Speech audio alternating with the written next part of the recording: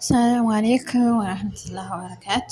ሰላም እንዴት ናችሁ? እኔ ደህና ነኝ አልሐምዱሊላህ። ዛሬ ደግሞ ወደ ውጭ እየወጣሁ ነው ጋይስ።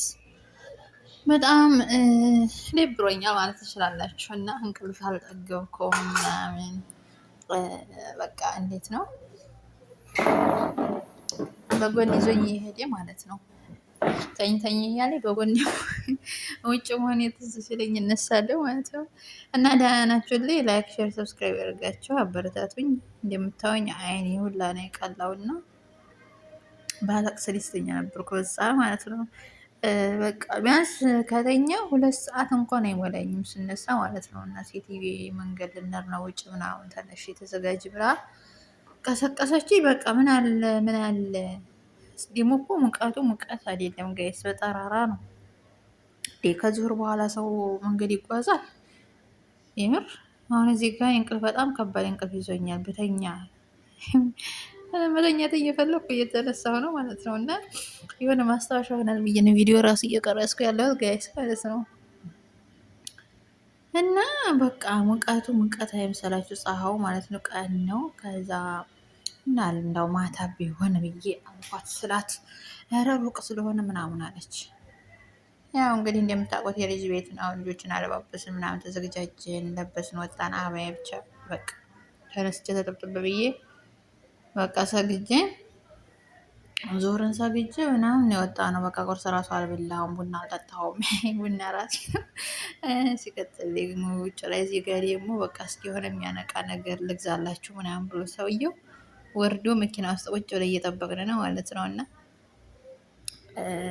እንዴት ነው እንደ እኔ ማለት ነው እንቅልፍ ሳትጠግቡ ተነስታችሁ አይደብራችሁም? መንገድ ስትጓዙ ያለው ድክመት ወይኔ እኔ አልወድም ማለት አልወድም ስላችሁ የሆነ ጀሮሪ ነገር ካልሆነ በቀር በቃ አልፈልግም። እዚህ ጋር እንደምታዩት አይኔ እያለቀሰ ሁላ አይምር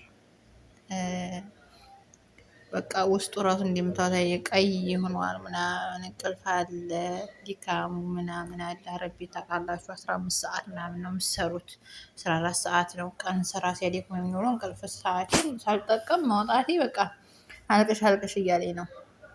ሰውየው ደግሞ ቆየብንሳ እንዴ ምን እያደረገ ነው? ለማንኛውም ካሜራውን እንደዚህ ነው። ያው ሙሉ ያላሳየኋችሁ ልጆቹ ስላሉ ከኔ ጋር እኔም ብቻ የቀረስኩት። ሰው መጣ። እስኪ ቡናችን እየጠጣን ቢስሚላ እያልን መንገዳችን ጀመርን። የጉዞ ነገር መቼም አይወራ ጋይስ። እንደምታዩት በቃ ፀሐይ አይደለም ማለት ነው። እና ሰውየው ደግሞ ሲነዳ እናቴ ኧረ ቀስ ብለን እንዳታጋጨን። በዚህ ፍጥነትማ ደግነቱ ደስ የሚለው ነገር ማለት ነው የፀሐይ ሰዓት ስለሆነ ብዙ ሰው የለም። በቃ አብዛኛው ሰው ተኝቷል። ማታ ነው ዛህማ የሚሆነው፣ መኪና ምናምን አልበዛም ማለት ነው። እና በቃ የሌለ ነው የነዳው 130 ምናምን ነው በቃ ፍጥነቱን ያደረገው። እና ትንሽ በጎን እሱን አስባለሁኝ ቢያጋጭን ዛሬ እያልኩ ማለት ነው። በጎን እንቅልፌን አስባለሁ፣ በጎን የራሴን ህይወት ብለን ጉዟችን ጀምር። በነገራችን ላይ እየቆረጥኩ ነው ማሳያቸው።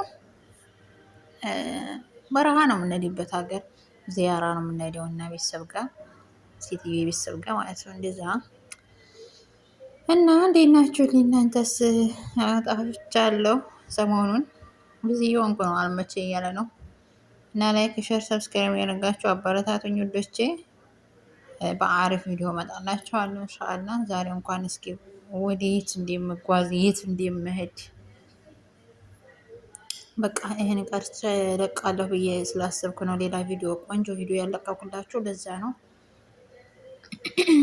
እና ከእናንተ ጋርስ እንዴት ነበረ? እንዴት ቆያችሁልኝ? ናፍቃችሁኛል። እና በመካከል ነው የምቆርጠው ማለት ትንሽ ቀርጽና አጠፋዋለሁ ማለት ነው። እንደምታዩት በረሃ ነው። ወይኔ እንዲያ ወላሂ ላዚም ወንድሞቼ አየሁ ሰሩትም ማለት ነው።